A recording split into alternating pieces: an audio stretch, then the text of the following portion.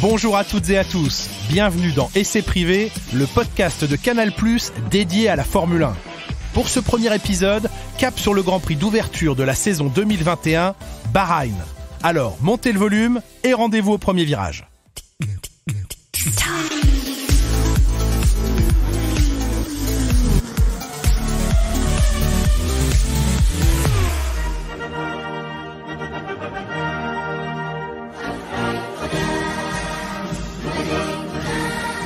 « 04-04-04 », le 4 avril 2004. Cette date symbolique restera à jamais gravée dans l'histoire d'un petit royaume ayant organisé, face à ses surpuissants voisins ébahis, le plus grand événement sportif de l'histoire du Moyen-Orient et de la région du Golfe, le Grand Prix de Formule 1 de Bahreïn. Une telle fierté que chaque année, et c'est devenu un rituel, les organisateurs frappent une plaque minéralogique souvenir à la date du Grand Prix, distribuée par milliers aux membres du paddock, personnel des équipes, journalistes et VIP. Mais dans cette partie du monde tant convoitée pour ses richesses, si longtemps tenue à l'écart du calendrier de la discipline reine du sport automobile, la marche de l'histoire vient soudainement de s'accélérer. Bahreïn en 2004, Abu Dhabi en 2010, l'Arabie Saoudite en 2021 et bientôt peut-être le Qatar ou même le Koweït qui en 2017 a dépensé 162 millions de dollars pour s'offrir un circuit homologué par les instances internationales.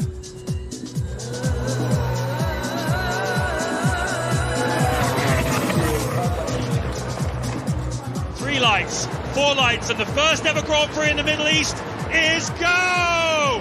Anyone making a break for it? Put up a Toyota through the middle. Jenson Button and Takuma Sato away well. It looks like the two Ferraris have got it comfortably though into turn one.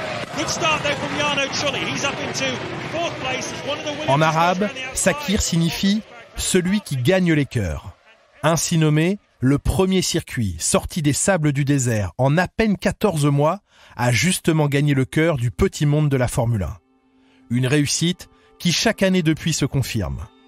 L'histoire entre la F1 et le Moyen-Orient, si évidente sur le papier, tant les dollars et le pétrole les rapprochent, n'a pourtant pas été un long fleuve tranquille.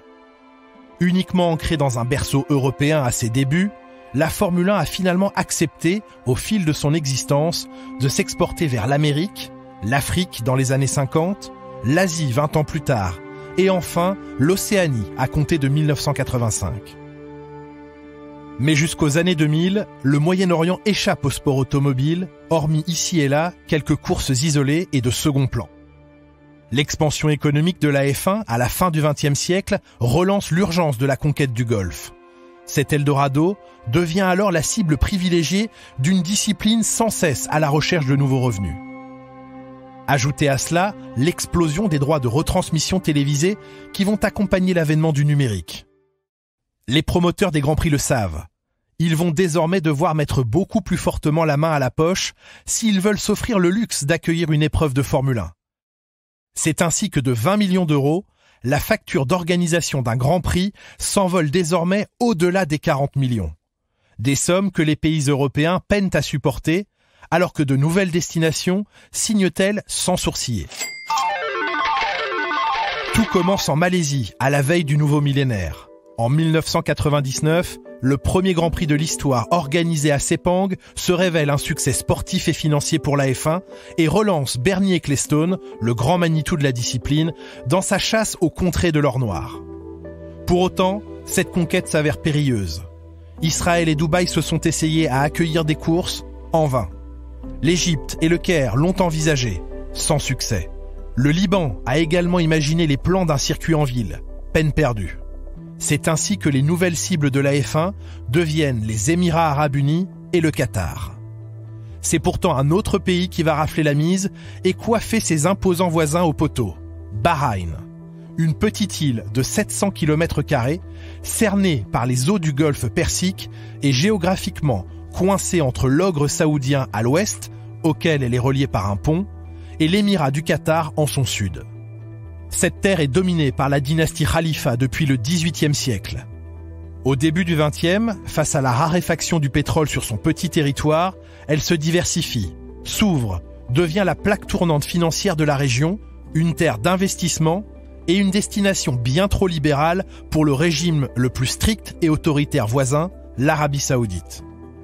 À Bahreïn, tout est réuni pour être candidat à la F1 et justement, en 1999, l'émir se trouve convié en grande pompe au Grand Prix d'Italie à Monza.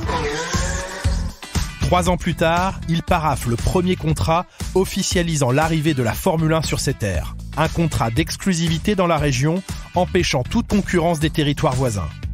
La date butoir est fixée à 2004. Il reste donc 2 ans pour faire émerger un circuit moderne quelque part au cœur de ce petit désert.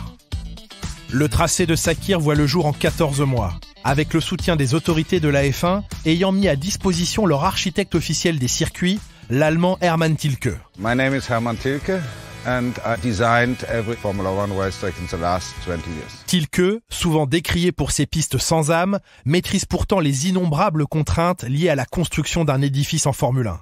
Il reste malgré tout un problème de taille à résoudre, organiser le Grand Prix.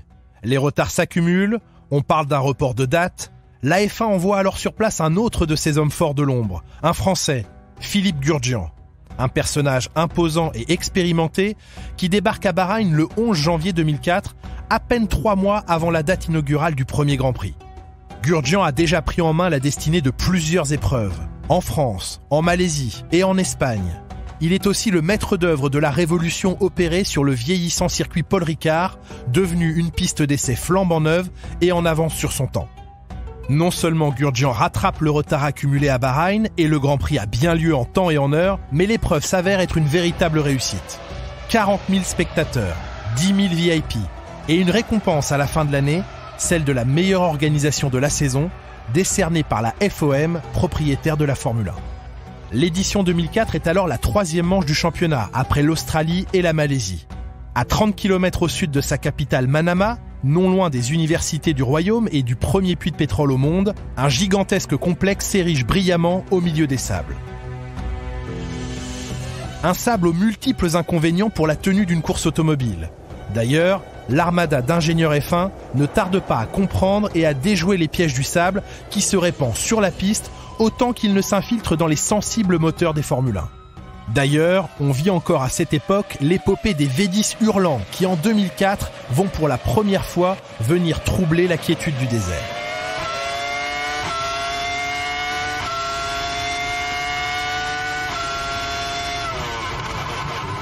En piste, on assiste à une razzia de Ferrari. Pole position, meilleur tour, victoire et doublé de la Scuderia.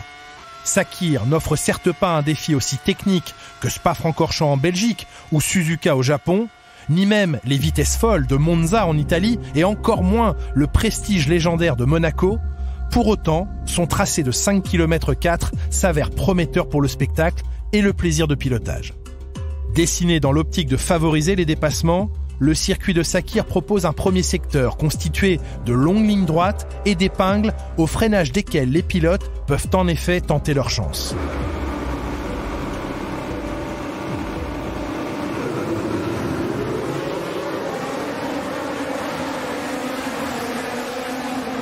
Dépassements et frictions attendent les pilotes au premier virage. Un freinage puissant où l'on passe de 330 km/h à 60 pour pouvoir négocier la courbe suivante. Une décélération ahurissante rendue encore plus délicate par la voie de sortie des stands sur la droite et toujours le sable qui, tel de petites billes, rend l'adhérence au sol particulièrement précaire. Le virage numéro 1, rebaptisé Schumacher en 2014, provoque de gros dégâts. Des casses d'ailerons, des coups de roue dans les pontons et même des tonneaux pour certains pilotes. Ce sera le cas du Mexicain Esteban Gutiérrez et sa Sauber en 2014, bousculé par le peu regardant Pastor Maldonado. Whoa, what was that? You okay? I think I'm okay. That's Esteban Gutierrez and Pastor Maldonado, and coming together down at turn 1, I assume. Now, Pastor Maldonado had just come out of the pits. Okay, Pastor. Box this lap, please. Box this lap. Copy, box. Sortir indemne du virage numéro 1 ne veut pas dire être à l'abri.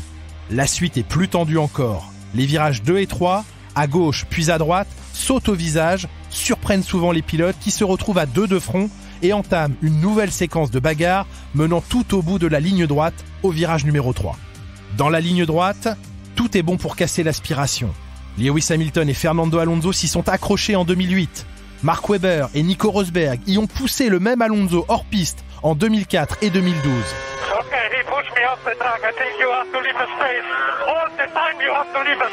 Au virage 4, la tension culmine avant de baisser d'un cran. Alors on y tente encore le tout pour le tout, comme les deux pilotes McLaren, Jenson Button et Sergio Pérez, en 2013, aux grandes dames de leur patron. Le reste du tracé affiche moins d'originalité malgré un bel enchaînement des virages 11, 12 et 13, négociés à plus de 265 km/h. Le défi bahreïni est accentué par les fortes chaleurs, avec un record culminant à 42,6 degrés dans l'air en 2005 pour plus de 65 degrés au sol. En 2005 justement, la Renault d'Alonso l'emporte devant une Toyota, celle de Jarno Trulli. L'écurie française s'envole vers le titre cette même année, mettant fin au règne de Ferrari et de Michael Schumacher. Drapeau espagnol, victoire de Fernando Alonso qui remporte le Grand Prix de Bahreïn. Renault-Ferrari, c'est justement l'affiche d'un duel magnifique en 2006, où pour la première fois, Bahreïn ouvre le championnat du monde en lieu et place de l'Australie. Fernando Alonso et Michael Schumacher s'y livrent une bataille haletante que va finalement remporter l'Espagnol, de nouveau titré en fin d'année pour la deuxième fois consécutive. Ahí está. Fernando que va a cruzar la meta, se va hacia la parte derecha, aplausos en el box de Renault. Ahí está. Y Fernando que gana una nueva carrera. Si Ferrari s'impose lors des deux éditions suivantes en 2007 et 2008 grâce à Felipe Massa, les pôles positions reviennent à des écuries moins habituées aux avant-postes. En 2007, le Polonais Robert Kubica, au volant de sa BMW, se montre le plus rapide dans l'exercice des qualifications, alors que l'année suivante, c'est à Jarno Trulli, au volant de sa Toyota, que revient le privilège de s'élancer en pole position. En 2010, la piste est rallongée de plus d'1 kilomètre et une section censée offrir de nouvelles opportunités de spectacle est utilisée. Malheureusement, ces quelques virages supplémentaires se montrent peu intéressants et ne seront plus jamais utilisés. En 2011, le Grand Prix est annulé suite à un soulèvement populaire et à des manifestations violentes. They say they don't want this government at all, and many say they want the king to leave the country. En 2014, Bahreïn sort le grand jeu pour fêter dignement le 10e anniversaire de son existence. 17 millions de dollars sont investis pour installer 4500 projecteurs sur le circuit et ainsi pouvoir organiser son premier Grand Prix de nuit. En 2018, les cris de joie de Pierre Gasly resteront gravés dans les mémoires après sa superbe 4e place décrochée au volant de sa modeste Toro Rosso. I think it's unbelievable. I'm still struggling to realize what just happened because no, we never imagined we will be able to finish in the top 5. Bahreïn demeure également le théâtre d'un incroyable miracle. Le dimanche 20 novembre 2020, le départ est une nouvelle fois donné dans la nuit du désert. Les 20 monoplaces s'élancent. Quelques instants plus tard, en fond de peloton, une énorme explosion, puis le feu. Oh, il y a un gros crash derrière! Oh là là, mon Dieu! L'accident de la Haas qui a pris feu!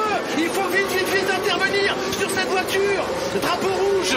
Oh, l'accident de Romain Grosjean! C'est Romain Grosjean, là, qui a eu un énorme accident! Pendant près de 3 minutes, personne ne sait ni ce qui est arrivé à la monoplace de Romain Grosjean, encore moins dans quel état peut se trouver celui-ci après un choc d'une telle violence. Une éternité. Les autres pilotes, immédiatement rappelés au stand sous drapeau rouge, demandent inquiets des nouvelles de leurs camarades à la radio, à l'image de Charles Leclerc qui, dans ses rétroviseurs, a vu l'accident du Français. Fuck. This was a big one. Is he okay? I will come back to you. Fuck. I've seen it in the mirrors. Who is it? It's Grosjean. Still no information. I will let you know. No, please. Oh, fuck me. Still no information? Still no information. Une angoisse d'autant plus justifiée que l'on n'avait pas assisté en F1 à un tel accident lié au feu depuis des décennies, tout ayant été fait pour empêcher les réservoirs de carburant d'être atteints même en cas de choc violent. Finalement, après 2 minutes 43 interminables, une image apparaît, celle d'un Romain Grosjean hagard, en nage, mais vivant, entouré des équipes médicales de la FIA. Le miracle a donc eu lieu. Le Français, dans sa 10e année de F1, auteur de 10 podiums et qui a annoncé mettre un terme à sa carrière dans la discipline à l'issue de la saison 2020, s'est extrait lui-même du brasier et vient de se sauver la vie. Oh, mais elle s'est coupée en deux la voiture. Mais non, elle s'est coupée en deux. Comment a-t-il fait? Elle est incroyable. Elle s'est déchiquetée. Vous êtes avec Daniel Fiat. Ah oui, Romain. Oh là là là là. Elle s'est déchiquetée parce que le rail s'est coupé et a coupé la voiture en deux. Il a une chance inouïe. On découvre alors une monoplace disloquée qui, en traversant le rail de sécurité, aurait pu, sans la présence du halo, décapiter le Français. Rappelons à tous la mort tragique, dans des circonstances similaires, de François Sever en 73 à Watkins Glen aux États-Unis.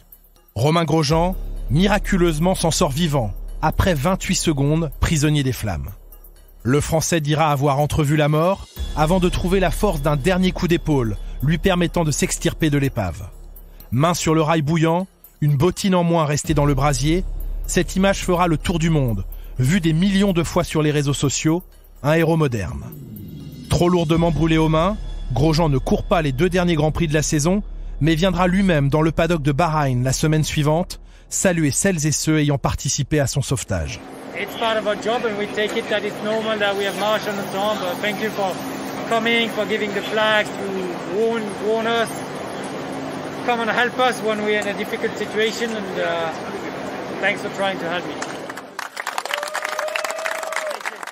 Romain tombe dans les bras du médecin de la Fédération internationale de l'automobile, du pilote de la voiture médicale et d'un commissaire de piste local, sapeur-pompier militaire professionnel, prompt à dégainer son extincteur et affrontant les flammes pour offrir le répit nécessaire aux Français. Alors, grand soulagement, et en voici un autre. Et on dit souvent, nous sommes très heureux de vous accueillir dans une émission, mais là, les mots prennent tout leur sens. Cher Romain, nous sommes ravis de vous accueillir avec nous et les abonnés Canal avec. Première question, Romain, alors que vous venez sortir de l'hôpital, comment va la santé?